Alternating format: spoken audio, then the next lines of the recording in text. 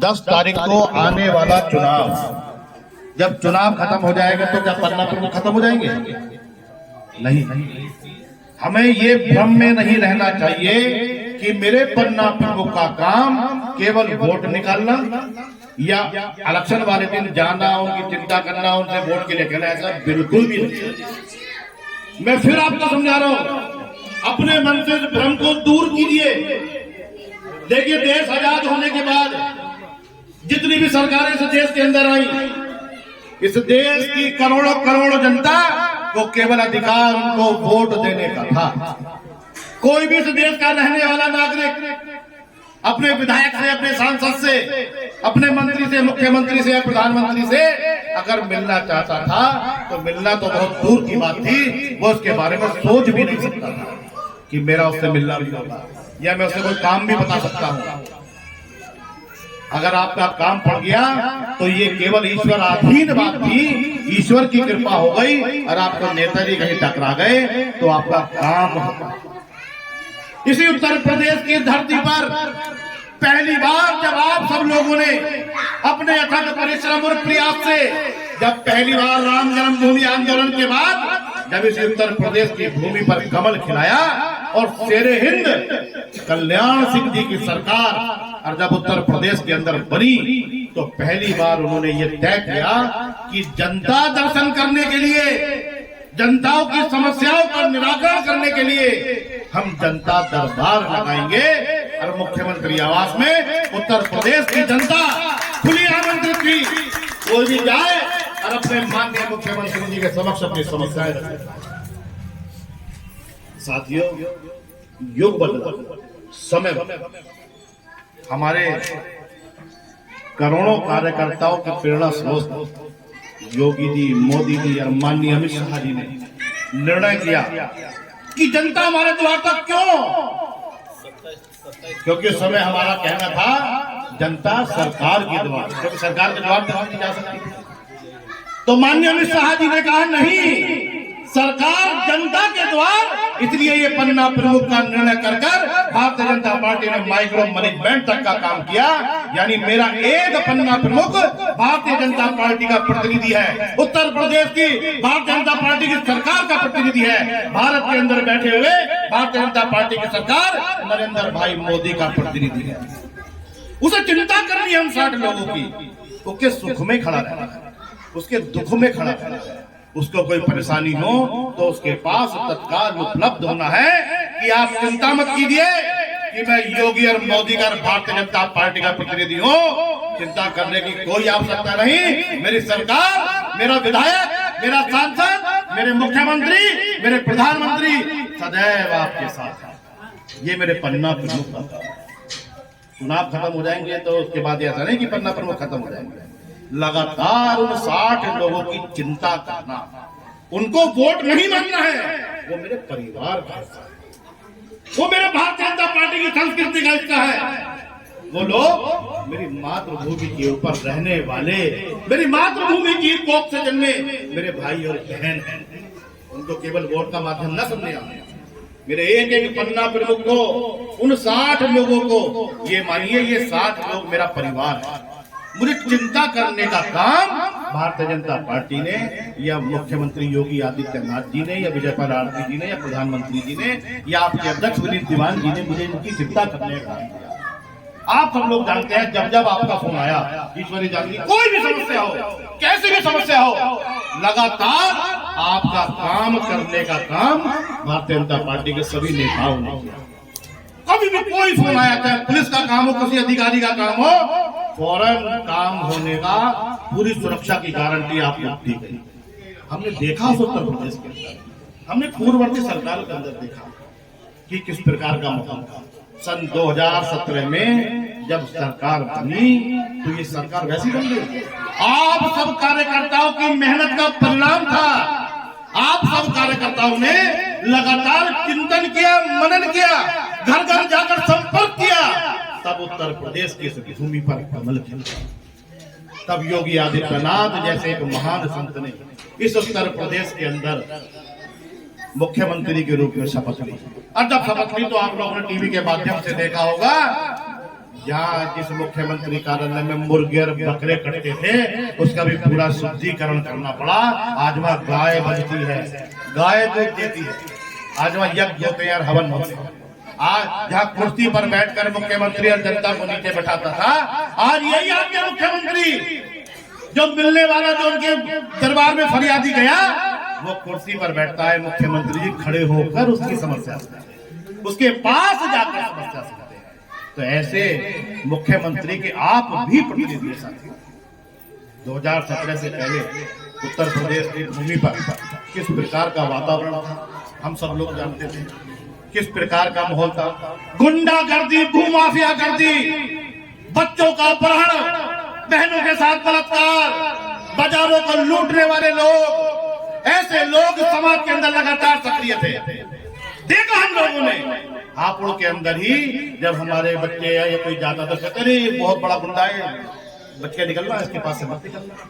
आज एक गुंडे का नाम बताओ, आज किसी माँ ने अपने लाल को उतना दूध नहीं पिलाया जो हापुड़ की भूमि पर आप किसी कार्यकर्ता को परेशान कर। आज कोई एक अधिकारी ऐसा नहीं जो भ्रष्टाचार के नशे में लिप्त होकर आपको आंख दिखा सके। इस उत्तर प्रदेश को परिवर्तन करने का काम किया किसने? योगी आदित्यनाथ जी ने नहीं, आप लोगों ने। आप लोग बधाई के पात्र हैं। आप लोगों के परिश्रम था तो इस उत्तर प्रदेश की भूमि पर योगी आदित्यनाथ जी की सरकार में, भारतीय जनता पार्टी की सरकार में कमल खिला। ये आप सब लोगों का ईश्वर की कृपा थी कि उसने हम सब लोगों को अथक परिश्रम करने की प्रेरणा दी। हमने किया 2017 परिश्रम किया, ऐसा ही परिश्रम हमने तो आज के समय में हमने देखा। आज मेरा 2 साल का बच्चा, 4 साल का बच्चा, 10 साल का बच्चा, ये पीछे बच्चे खेल रहे हैं। माताओं को चिंता नहीं है कि मेरा बच्चा कहाँ घूम रहा है, गली में है, दूसरी गली में है, पार्क में गया है, पड़ोस की आंटी के गया है। क्यों चिंता नहीं है? क्यों? आज उत्तर प्रदेश के अंदर योगी आदित्यनाथ की सरकार है। नहीं तो पिछली सरकारों में बच्चा जहाँ 10 मिनट को गया तो चिंता हो जाती थी मेरा बच्चा कहाँ गया, ढूंढ मच जाती थी, ढूंढो मेरा बच्चा कहाँ गया, कहीं कोई उठा के तो नहीं ले गया। आपके मोहल्ले के अंदर वो विधर्मी लोग आते थे, बाइकर्स बनकर आते थे और बहन बेटियों के ऊपर बुरी निगाह रखते थे, हमारी माता और बहनों को छेड़ते थे। आज एक विधर्मी दिखाओ जो मोहल्ले के अंदर आता। किसी ने इतना दूध नहीं पिया जो मेरे इस भारत के अंदर, मेरे इस उत्तर प्रदेश के अंदर, मेरे इस हापुड़ के अंदर मेरे सम्मानित लोगों को, मेरे एक भारत भूमि के नागरिक को कोई परेशान करने का काम। गुंडे और माफिया, भ्रष्टाचारी, बलात्कारी या तो जेल भेज दिए गए या भगवान के घर भेज दिए गए। ये सब आप लोगों की मेहनत, ये भी सब आप लोग। मैं श्रेय माननीय योगी जी को नहीं दे रहा हूँ। कोई नेता आएगा किसी पार्टी का, हमने ये किया, हमने ये किया, हमने ये किया, हमने कैसे कर दिया भाई? ये आपने किया साथियों, आपने। जब एक आप में से कोई व्यक्ति कहीं जाओ, रामेश्वरम जाओ, जगन्नाथ जी जाओ, द्वारका जाओ, बद्रीनाथ जाओ, कैलाश मानसरोवर जाओ, कहीं आप जाओगे तो क्या कहते हो? एक बात जरूर कहते हैं, हे प्रभु हम पे कृपा करो, हमारे घर में खूब बरकत करना, हमारे घर के अंदर हमारी वंशवेल बढ़े, खूब धन बढ़े, खूब ऐसा हो वैसा हो। किस लिए? कि जिससे भगवान हमें आशीर्वाद दे। हम अपने घर के अंदर सुबह सुबह उठकर दीपक जलाते हैं कि भगवान हम तेरे घर के अंदर प्रकाश कर रहे हैं, तो भी हमारे घर के अंदर प्रकाश कर। ये पुण्य का काम है, हम पुण्य कर रहे हैं, भगवान के लिए काम कर रहे हैं। तब सन 2017 के अंदर आपने कमल के फूल का बटन दबाया तो सैकड़ों साल से अखिल ब्रह्मांड के महानायक मर्यादा पुरुषोत्तम भगवान श्री राम की उस मंदिर के जो अंधेरा था उसको दूर करने का काम केवल आपकी वोट ने किया। योगी आदित्यनाथ जी ने उस मंदिर के अंदर लाखों दीपक जलाकर उस भगवान राम के मंदिर के अंदर प्रकाश ही प्रकाश। मुझे बताओ, क्या भगवान राम ने वहां बैठकर आप सब लोग को आशीर्वाद नहीं दिया होगा? क्यों? क्योंकि वोट तो आपने दी ना, काम तो आपने किया ना।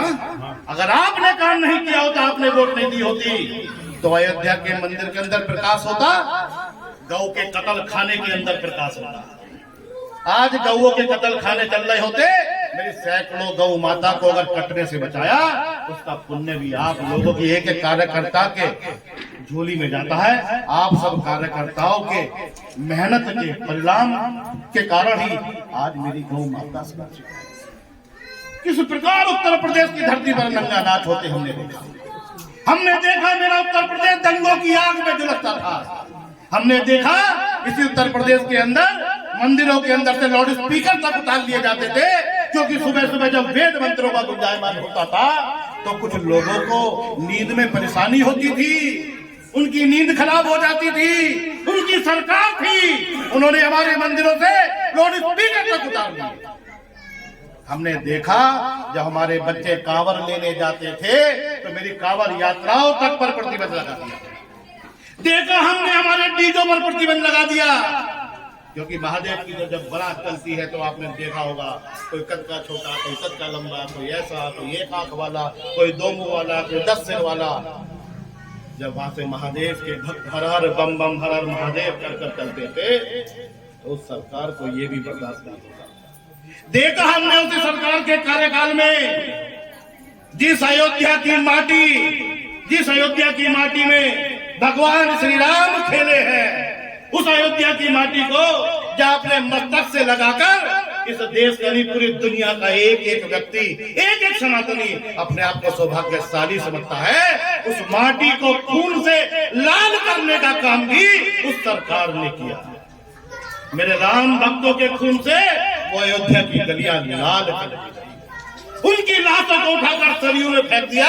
सन 1990 में वो सरयू नदी भी खून से लाल। आज जो वादा किया आप लोगों ने, सरकार ने नहीं किया, आप लोगों ने वादा किया, आप लोगों ने सौगंध खाई थी। हम कसम खाते ना, कसम खाते हैं हम ऐसा नहीं करेंगे। कितनी बड़ी आप सब लोगों ने कहा सौगंध राम की खाते हैं, हम मंदिर वही बनाएंगे। और उन लोगों ने क्या कहा, ये सौगंध राम की खाते हैं, ये मंदिर वही बनाएंगे, लेकिन ये कभी तारीख नहीं बताएंगे। लेकिन आपकी सौगंध का मान रखा, आपके सौगंध के फलस्वरूप हमने मंदिर भी बनाया, भूमि पूजन भी किया।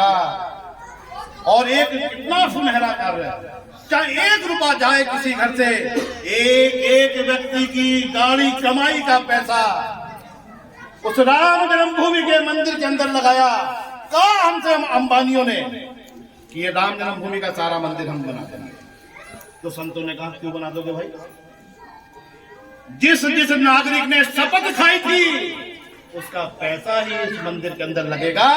कल को उसके बच्चे जब यहाँ दर्शन करने आएंगे तो कितने गौरवान्वित होंगे कि मेरे पिताजी ने भी 100 रुपए दिए, एक ईंट मेरे पिताजी ने भी इस मंदिर के अंदर लगाई, एक ईंट मेरे पिताजी ने भी इस मंदिर के अंदर। कितना गौरवान्वित, मर्म को समझना, हृदय से सोचना साथियों। ये सरकार का खेल नहीं है कि केवल कोई के अंदर सरकार बनी है, ये नहीं है। ये भारत भूमि की बात है, हमारी संस्कृति की बात है।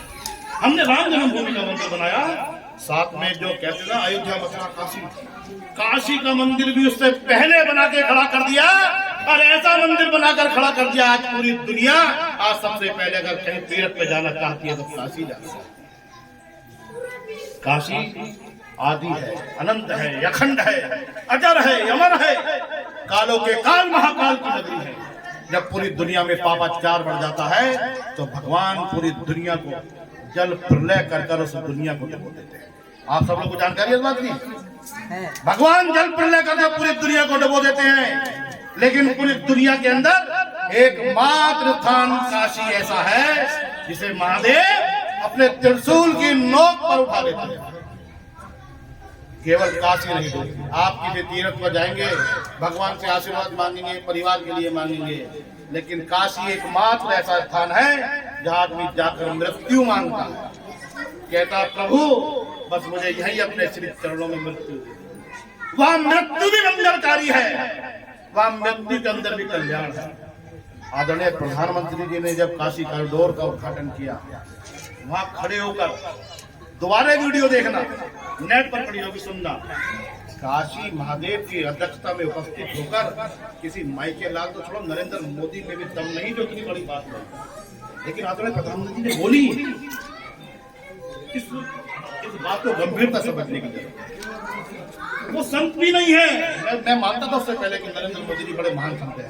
वो देवता है, वो महादेव का वीरभद्र है।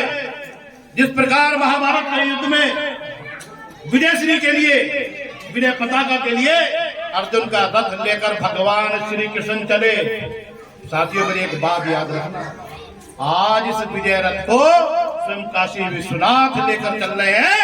उत्तर प्रदेश के अंदर किसी माई के लाल में इतनी हिम्मत नहीं जो उस विजय रथ को रोक सके। आज इस विजय रथ को स्वयं महादेव लेकर चल रहे हैं। अभी हमने टीवी पर देखा कि आदरणीय योगी जी ने मथुरा के मंदिर के लिए भी कहा, मथुरा के मंदिर के लिए कहा। तो एक गायक ने बड़ा सुंदर भजन बनाया, मुझे अच्छा लगा। मैं पीछे और सम्मेलन में कहा, मथुरा वो सजने लगी है और बंसी भी बजने लगी है, और जब बंसी जब बज जाएगी तो सोच नजारा क्या होगा। जरा सोच के देखो, देश हमारा इससे प्यारा क्या होगा। अयोध्या, मथुरा, काशी, हमने तीनों मंदिरों की बात की। और आप 3 मंदिर की क्यों चिंता करते हो?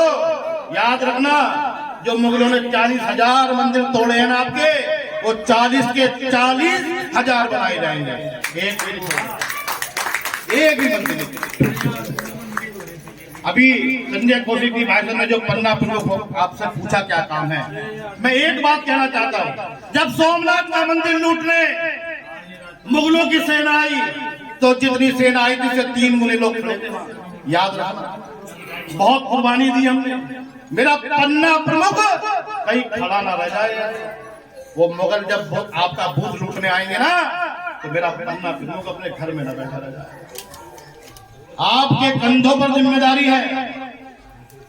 भारत माता पुकार रही है। ये भाजपा का लक्ष्य नहीं है, ये ध्यान रखना, भारतीय जनता पार्टी का लक्ष्य नहीं है। ये इलेक्शन है संस्कारों का, ये चुनाव है माता और बहनों की सुरक्षा का, ये चुनाव है हमारे मंदिरों का, ये चुनाव है तो गुंडा माफिया इस उत्तर प्रदेश नहीं पूरे देश के अंदर आज देख सकते हैं। ये चुनाव है इस देश की संस्कृति का। आदरणीय मोदी जी ने कहा, मेरी धरती मुझसे पूछ रही कब मेरा कर्ज चुकाओगे, और मेरा अंबर मुझसे पूछ रहा कब मेरा फर्ज निभाओगे। मेरी धरती मुझसे पूछ रही कब मेरा कर्ज चुकाओगे, और मेरा अंबर मुझसे पूछ रहा कब मेरा फर्ज निभाओगे। सौगंध मुझे इस मिट्टी की, आप सब लोगों ने कह रहा हूं ध्यान रखना, सौगंध मुझे इस मिट्टी की, मैं देश नहीं झुकने दूंगा, मैं देश नहीं झुकने दूंगा, मैं देश नहीं रुकने दूंगा। ये मेरे पन्ना प्रमुखों को संकल्प लेना होगा। ना रुकेंगे, ना थकेंगे, ना झुकेंगे, डट कर बूथ पर खड़े होंगे और एक एक व्यक्ति से सतत संपर्क करेंगे। और 8 बजे, सुबह 8 बजे सारे के सारे लोगों की सबसे पहले लाइन अपने बूथ पर लगवा देंगे। ये ध्यान रखना, सबसे पहले लाइन अपने बूथ पर लगवा देंगे। कोई क्या कर रहा है मुझे कोई मतलब नहीं, हमारे अध्यक्ष जी क्या कर रहे हैं मुझे इससे मतलब नहीं, विधायक जी क्या कर रहे हैं मुझे इससे मतलब नहीं, सरकार क्या करेगी मुझे इससे मतलब नहीं, पार्टी क्या करेगी। मैं राम जन्मभूमि के लिए, काशी विश्वनाथ के लिए, मथुरा के मंदिर के लिए, अपनी बहनों की रक्षा के लिए, अपने बच्चों की रक्षा के लिए अपने बूथ पर खड़ा होकर कमल का बटन दबाऊंगा। कोई एक भी वोट गाय के कत्ल खानों को न चला जाए, कोई एक भी वोट उन लोगों को न चला जाए जो आज भी सपना देख रहे हैं कि अगर उनकी सरकार बनी, मुझसे कहा एक समाजवादी पार्टी का नेता, अगर हमारी सरकार बनी नेताजी तो राम जन्मभूमि का मंदिर बनवा देंगे। कोई भी एक भी वोट ऐसी जगह न चली जाए। हम सब लोगों को संकल्प लेना होगा, मेरा वोट राष्ट्रवाद को, मेरा वोट माता और बहनों की सुरक्षा को, मेरा वोट भारत माता को, मेरा वोट हमारे बच्चों के अच्छे संस्कारों को, मेरा वोट राम जन्मभूमि को, मेरा वोट काशी विश्वनाथ को, मेरा वोट कृष्ण जन्मभूमि को, मेरा वोट कश्मीर से लेकर कन्याकुमारी तक। संकल्प लेकर हम सब लोग एक एक कार्यकर्ता बंधु संकल्प लेकर जाएंगे। देखिए दिल्ली से चलकर हमारे दोनों भाई हमारे बीच में, किस लिए, इनको क्या मिलेगा यहाँ उत्तर प्रदेश? केवल भारत माता के लिए आए, आपके बच्चों की रक्षा के लिए आए हैं, आपके संस्कारों के लिए आए हैं, आपकी सुरक्षा के लिए। बहनों की रक्षा होती है। मेरे दोनों भाई 1 महीने से अपना घर छोड़कर, आदरणीय संजय कौशिक जी मेयर है दिल्ली से, हमारे जमींदार जी अनुसूचित मोर्चे के दिल्ली के प्रदेश मंत्री हैं। इनको उत्तर प्रदेश में ना इनको राजनीति करनी, ना इनको चुनाव लड़ना, ना इनका कोई मामला। ये इसलिए इन्होंने स्वयं पार्टी से आग्रह किया कि मेरे उत्तर प्रदेश के भाई बहन की सुरक्षा के लिए, उनको जगाने के लिए मातृभूमि के इस यज्ञ में हम भी आहुति डालने जाएंगे उत्तर प्रदेश के अंदर। तो देखिए इनके बलिदान को, देखिए इनके समर्पण को देखिए। जब ये 1 महीने से अपना घर छोड़कर यहाँ है तो मैं पन्ना प्रमुख अपने पन्ने की चिंता करूंगा। आज ही 60 लोगों से संपर्क करूंगा, रोज संपर्क करूंगा, रोज बात करूंगा। और हिंदुस्तान के अंदर होने वाले उन 5 राज्यों के चुनाव में जहाँ जहाँ मेरे मित्र होंगे, मेरे रिश्तेदार होंगे, मेरे भाई होंगे, मेरी बहन होंगी, सबसे मैं बात करूंगा। न जातिगत राजनीति में आऊंगा, न जनगत राजनीति में आऊंगा, न क्षेत्रवाद की राजनीति में आऊंगा, किसी राजनीति में नहीं आऊंगा।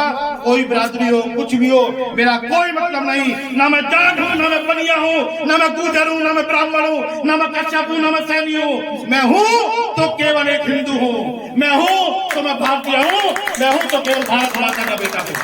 इस बात के ऊपर हम सब लोग अपने पूरे इन 7 बूथों को पूरा करेंगे। इसके अलावा इन 7 बूथों से आगे जाएंगे और क्षेत्र में जाएंगे जहां हमें लगता होगा मेरे कुछ भाई बहनों को कोई प्रलोभन देकर उनका माइंड वॉश करने की कोशिश कर रहा है। हम उन्हें वहां भी समझाने जाएंगे, उनसे बात करेंगे कि कमल, क्योंकि जब कमल खिलेगा तभी माँ लक्ष्मी पर आसीन होंगी। अगर कमल बंद रहेगा तो माँ लक्ष्मी आसीन नहीं होंगी। अगर माँ लक्ष्मी आसीन होंगी तो चारों तरफ से एक बात कहकर अपनी वाणी को विराम दूंगा। माननीय अटल जी की 2 बातें मुझे याद आती हैं। अटल जी ने कहा जब भारतीय जनता पार्टी का पहला गठन हुआ, उन्होंने कहा अंधेरा छटेगा सूरज निकलेगा, अंधेरा छटेगा सूरज निकलेगा, कमल खिलेगा, कमल खिलेगा, कमल खिलेगा।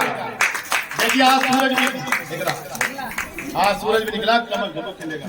आदरणीय अटल जी ने पार्लियामेंट में कहा हम सब लोग बहुत छोटे छोटे स्वार्थ के लिए बिल्कुल नहीं जाएंगे। आदरणीय प्रधानमंत्री लगातार चिंता करते, उन मासूम बच्चों तक की चिंता की। जब कोविड काल था ना, तब उन मासूम बच्चों की चिंता की जो लोग रोज मजदूरी करने जाते हैं, रोज मजदूरी करने जाते हैं, रोज कमा कर लाते हैं, तब घर में रोटी बनती है, वो मासूम बच्चे तब खाना खाते हैं। आदरणीय प्रधानमंत्री जी ने चिंता की कि महीना, 2 महीना, 3 महीना, 4 महीना, पता नहीं ये बाजार कब खुलेंगे, पता नहीं इस कोविड टाइम में कब मुक्ति मिलेगी, लेकिन मेरे उन बच्चों को रोटी का निवाला कौन देगा? मेरे वो हजारों लाखों बच्चे भूख से तरस रहे होंगे।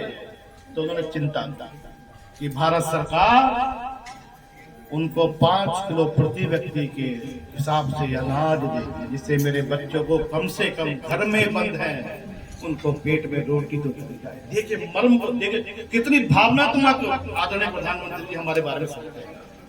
तो अटल जी ने किस लिए सोचते हैं? क्योंकि वो कहते हैं मैं 135 करोड़ लोगों का प्रधानमंत्री हूं।